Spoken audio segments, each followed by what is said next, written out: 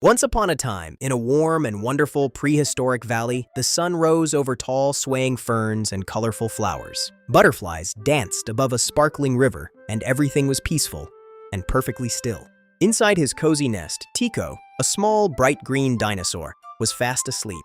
But then, drip, drip, drip.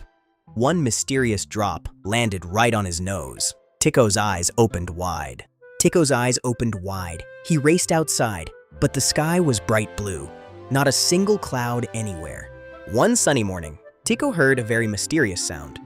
And Tiko loved mysteries. He followed the dripping sound deeper into the valley, around a giant rock, around a bush, until suddenly he stopped. There in front of him was a tiny stream, blocked by a big pile of sticks, leaves, mud, and stones. The water could barely trickle through, and from underneath a leaf came a tiny voice. "Help!" Tiko had found a new friend, a little turtle named Tula. Her pond was on the other side of the stream, but with the water blocked, it was drying up. Tiko looked at the enormous pile, and he smiled. "Don't worry, Tula, I'll fix it." Tiko pushed the branch as hard as he could. He grunted, he groaned, he even took a running start. But, bonk, he tumbled backward right into a pile of leaves. Tula giggled. Tiko popped his head out of the leaves. "I'm okay," he tried again, pulling sticks, pushing rocks, dragging leaves. But the pile was just too big. He tried again, pulling sticks, pushing rocks, dragging leaves. But the pile was just too big. Finally, Tiko sat down. His head drooped. Tula smiled gently and said something important. "Maybe you don't have to do it alone." Just then, whoosh! A huge shadow swept over them. Momo the mammoth stomped into the clearing, and swooping down from above was Pip the pterodactyl. Tiko jumped up. "Momo!" "Pip! What's happening, little friend? We need to get the water flowing again."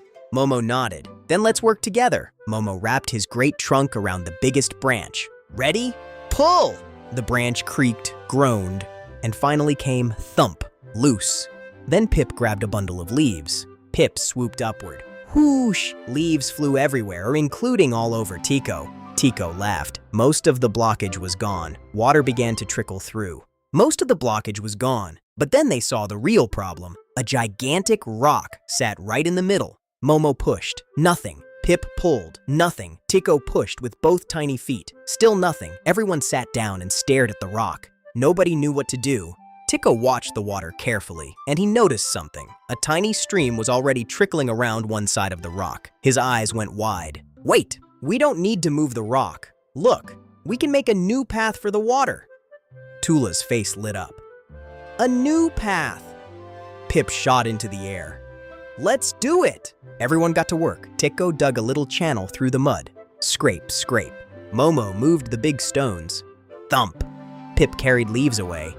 Whoosh! And little Tula pushed tiny pebbles into place. A little more. The channel got deeper. The water moved faster. Water rushed through the new channel, swirling around the big rock, and poured into the stream. The stream grew wider, brighter, faster, and then Tula saw it. Her pond was filling up. She ran toward it and leaped in with a giant splash. "We did it!" shouted Tiko. "We did it!" Momo smiled. "You had a wonderful idea, Tiko." But Tiko shook his head. "We all had a part. Teamwork." And then, from the mist rising off the sparkling water, a tiny rainbow appeared. Then it grew. Red, orange, yellow, green, blue, purple. It stretched across the entire valley. Everyone stared in wonder. Tiko learned that being brave doesn't mean doing it by yourself. It means asking for help and helping others too. The friends sat together beside the sparkling stream. Tula munched on a little leaf. Pip watched the clouds float by.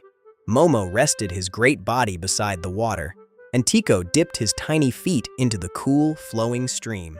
Today was a big adventure, and tomorrow, who knows, maybe an even bigger one. As the sun set over the valley, the stars began to sparkle overhead.